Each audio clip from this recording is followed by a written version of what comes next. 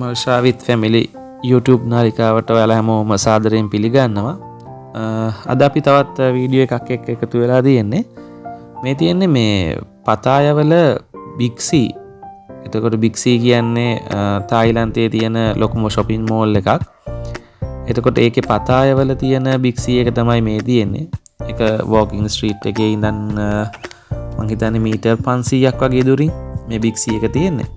ඉතින් grocery shopping කරනවා නම් Big C තමයි පතායවල වගේම තායිලන්ත වලත් අපිට මේ යන්න තියෙන හොඳම තැන.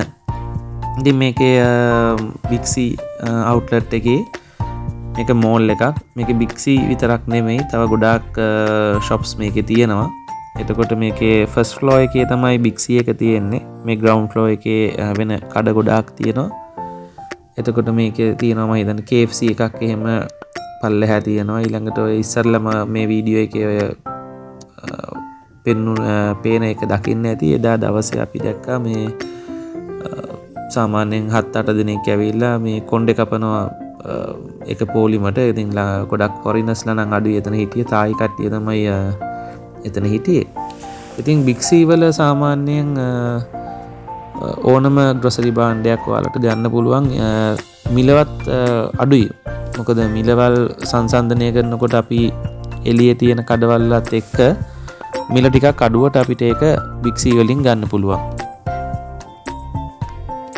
එතකොට පතායවල Big C එකේ අපි ලොකු වීඩියෝස් ප්‍රමාණයක් ගත්තේ නැහැ.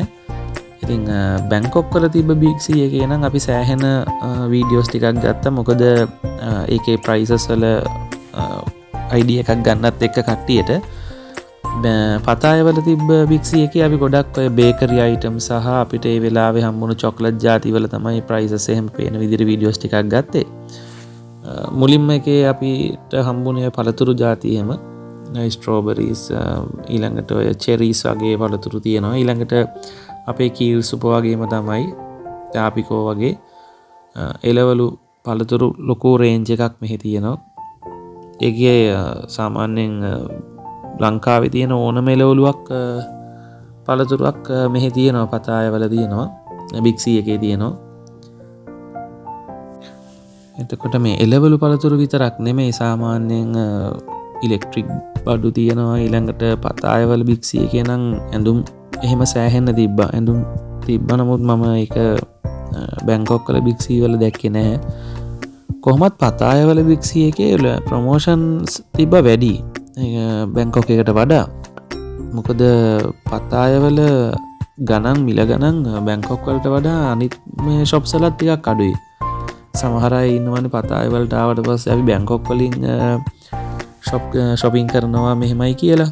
නමුත් මම දැක්ක දෙයක් තමයි අපිත් ඔය branded කියන shoes එහෙම ගත්තේ පතායවලින්. මොකද පතායවල අපිට හම්බෙච්ච මේ shops වල ඒ කියන්නේ අපිට තිබ්බන terminal 21 එක ඊළඟට Mega Plaza නෙමෙයි අපි ගියේ Central World එක. ඊළඟට තව shopping mall එකක් තිබ්බා. ඒකේ නම මට දැන් හරියට මතක නැහැ. නමුත් ඒකෙත් තිබ්බා මේ සෑහෙන promotion items. පතා ඉතින් ඒ අතින් ටිකක් shopping කරන්න හොඳයි කියලා මට හිතෙනවා. මේ තියෙන්නේ meats items.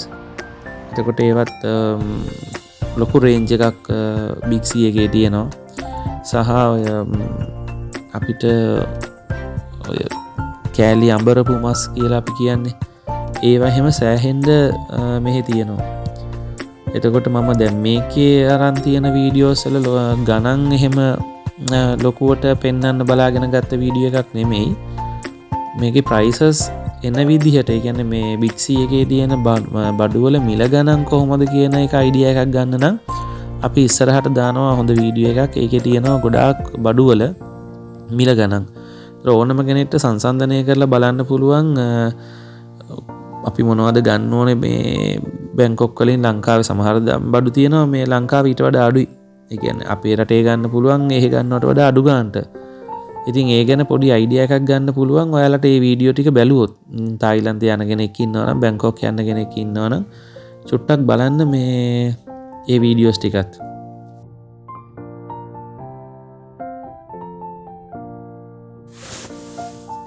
මේ එලවලු එහෙම ඔයාලට මේ වීඩියෝස් වලින් පේනවත් දන්නේ නැහැ. මේ ලොකු රේන්ජ් එකක් තියෙනවා වගේම ගොඩාක් ෆ්‍රෙෂ් පළ මේ එලවලු සහ පළතුරු තමයි මෙහි තියෙන්නේ. කියන්නේ අපිට තේරෙනවා ගිහිල්ලා බලනකොට සහ අතට ගන්නකොටත් ඒකේ හොඳ මට්ටමේ තියෙන පළතුරු එලවලු තමයි මෙතන තියෙන්නේ. ගොඩක් දුරට සමහරලාවට මේ දවස ගානේ මේක අයින් කරලා ආයසරයක් ෆිල් වෙනවා වගේ ඇති. සහ මොකද නැත්තම් මෙච්චර ලොකු ප්‍රමාණයක් තියෙන්න බෑනේ. මේ සාමාන්‍යයෙන් අපි ගියේ උදේ මත් නෙමෙයි මම හිතන්නේ 12ට වගේ ඒ වෙලාව කිට්ටු වෙලා තමයි අපි මෙහෙට යනකොට. මොකද අපි මොනවා හරි තව තැනකට බලලා එන ගමන් තමයි බිග්සි එකට යන්න ඕනේ කියලා ගියේ. මේවල තියෙන ගණන් මේ දාලා තියෙන ගණන් ඔයාලට බලන්න පුළුවන්. ඔය සමහර වෙලාවට ඔය තියෙන ටැග්ස් වල තියෙනවනේ ගණන් දාලා. එතකොට පොඩි අයිඩියා එකක් ගන්න පුළුවන් මෙහි තියෙන මේ පළතුරු එළවලු ප්‍රයිස් රේන්ජ් මොකක්ද කියලා.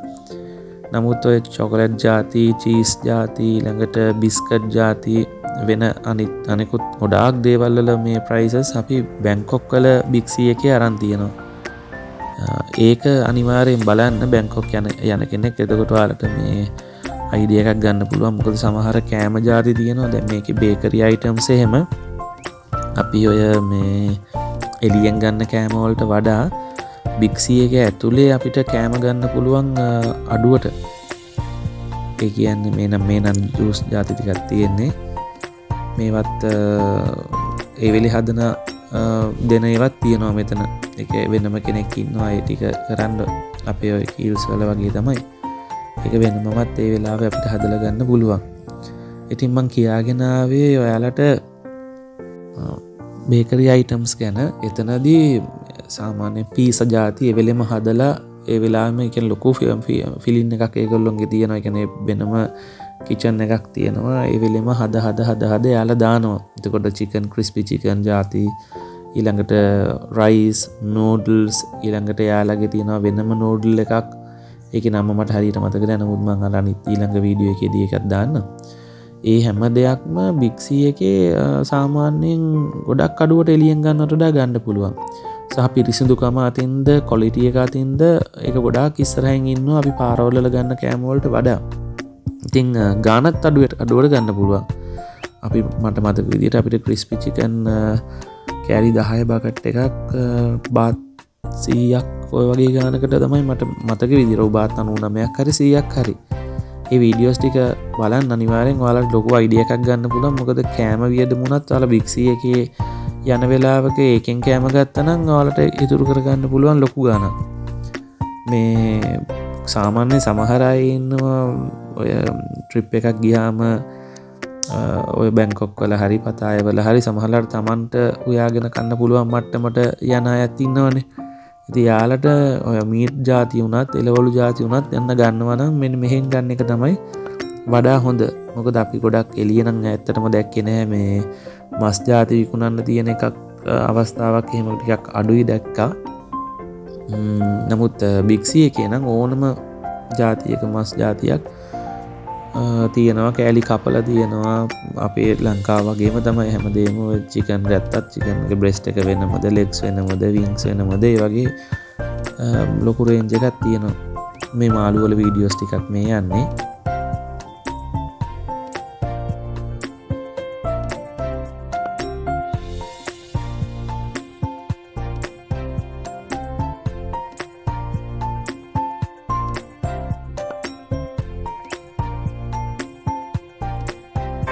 මේ තියෙන්නේ චිකන් රෝස් කරපු චිකන් ඒවත් ගන්න පුළුවන්. මේ තියෙන බේකරි අයිටම්ස් පැත්තට යන හරිය. එතකොට පීසා ಜಾති එහෙම වර්ග දෙකක් හෝ තුනක් මට මතක විදියට තිබ්බ පීසා. එතකොට බන් ಜಾති ලොකු රේන්ජ් එකක් තියෙනවා. ඔයාලට කැමති බන් එකක් ඒ කියන්නේ ඔයාලගේ සමහර ඉන්නවනේ අපේ ළමයිනුත් ඒ කියන්නේ බන්ස් ಜಾති වලත් එක ඒවටනේ එක කැමැත්ත දක්වන්නේ. ඉතින් ඒකටත් අර ඔප්ෂන්ස් තියෙනවා එතන. එතකොට අපිත් එදා දවසේ දවල් කෑම ගත්තේ බිග්සි එකෙන්ම තමයි. පීසා ගත්තා, ඊළඟට ඔය බන් ಜಾති කීපයක් ගත්තා. ඉතින් ඒවා අර ලංකාවේ වගේ අපිට කන්න පුළුවන්. ඒක මොකද එතකොට අපිට අර පිටරටක ඉන්නවා කියන හැඟීම එන්නේත් නැහැ. මොකද අපි අපේ රහටම ඒ කෑම ටික තියෙනවා.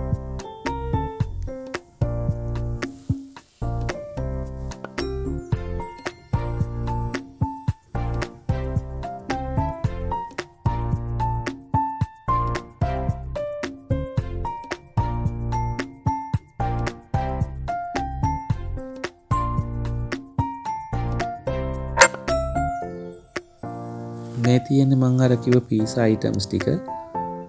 මේ පීසා අයිටම්ස් මං කිව්වේ මෙතන දෙකක් තිබ්බ. බැංකොක් වල මට මතක විදිහට ඊට වඩා තිබ්බා. මේ ගොඩක් බංජාති අපිට ඒ වෙලාවෙම හදලා දාන එක පෙවුණා. ඒ කියන්නේ අපි දැක්කා එතන කිචන් එක අනිත් පැත්තේ තියෙන ওই පතායවල බිග්සි එකේ. එතකොට යාලා නිතර මේ අපි හිටපු වෙලාවෙත් දෙතුන් පාරක් ඔය සමහර ඒවා ඉවර වෙන මොකද සෙනග ඇවිල්ලා නිතරම ගන්නවනේ. ඒක මේ ෆොරිනර්ස්ලා විතරක් නෙමෙයි ලංකාවේ මේ ෆොරිනර්ස්ලා විතරක් නෙමෙයි මේ තායිලන්තයේ එහි ජීවත් වෙන මිනිස්සුත් සෑහෙන ප්‍රමාණයක් මේකෙන් කෑම ගන්නවා අපි දැක්කා.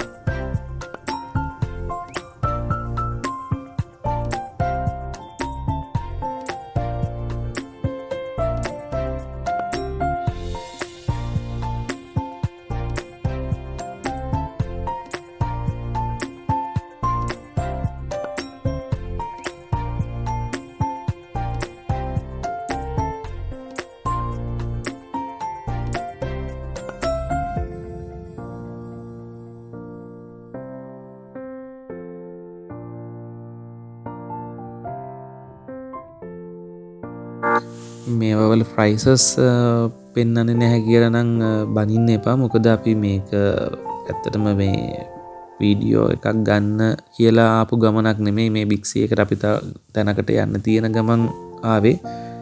නමුත් ආයෙසරයක් එන්න හම්බෙයිද දන්නේ නැති නිසා අපි වීඩියෝස් ටික ගත්තේ. මම කොහොමත් හිතන් හිටියේ බැංකොක් වල බිග්සි එකෙන් ප්‍රයිසස් එක්ක හොඳ වීඩියෝ එකක් ගන්න ඕනේ කියලා. ඉතින් ඒ නිසා තමයි මේ බිග්සි එකෙන් අපි වැඩි ප්‍රයිසස් අහුවෙන විදියට ටිකක් වෙලා අරගෙන වීඩියෝ එකක් ගත්තේ නැත්තේ. නමුත් ඔයාලට කවුරු හරි කෙනෙක්ට පතායවල මොනවද තියෙන්නේ කියන එක දැනගන්න බිග්සි එකේ තියෙන අයිටම්ස් මොනවද, එතකොට එයාලට යාලගේ ට්‍රිප් එකක් ප්ලෑන් කරන්න එහෙම වටින්න පුළුවන්. අන්න ඒ නිසා හිතලා තමයි ඔය අපි බඩු ටිකක් ගන්න ගමන් ওই වීඩියෝස් ටික ගත්තේ.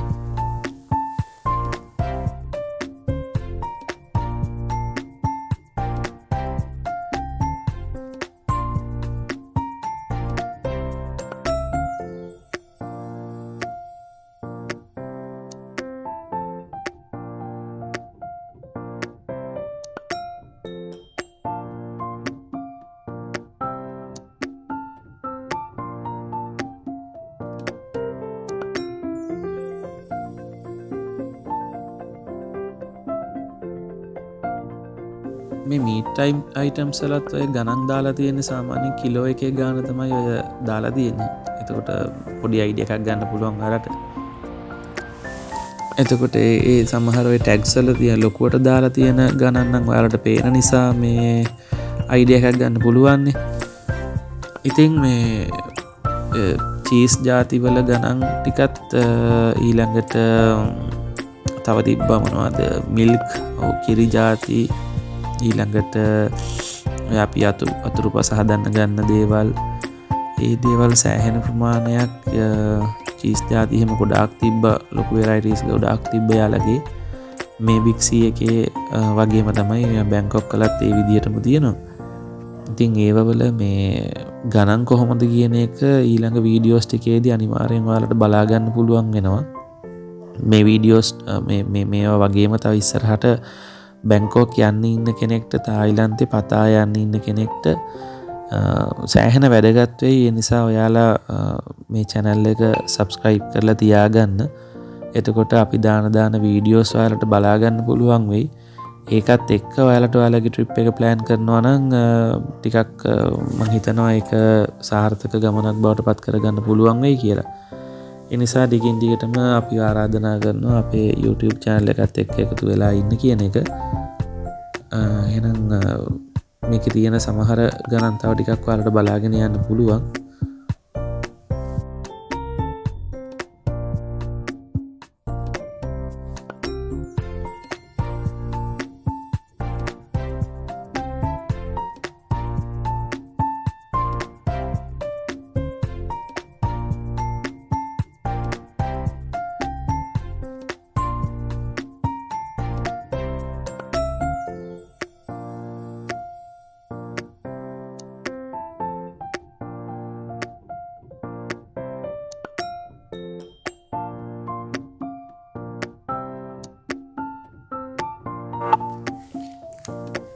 එහෙනම් මේ වීඩියෝ එකත් එක්ක එකතු වුණ ඔයාලා හැමෝටම බොහොම ස්තුතියි. ඉස්සරහට එහෙනම් අපි තවත් වීඩියෝ එකකින් ඔයාලව හම්බෙන්න බලාපොරොත්තු වෙනවා. එතකන් හැමෝම පරිස්සමින් ඉන්න. හැමෝටම වාසනාවන්ත අනාගතයක් ප්‍රාර්ථනා කරනවා. මේ වීඩියෝ එක ඔයාලගේ දන්න යාළුවෝ ඉන්නවා නම් බැංකොක් යන්න බලාගෙන තායිලන්ත යන්න බලාගෙන එයාලා අතර ෂෙයා කරන්න, ලයික් එකක් දාන්න, මොන හරි දැනගන්න විස්තරයක් තියෙනවා නම් කමෙන්ට් එකක් දාන්න. අපි දන්න ඕන දෙයක් ඔයාලත් එක්ක බෙදා ගන්නම්. එහෙනම් හැමෝටම බොහොම ස්තුතියි.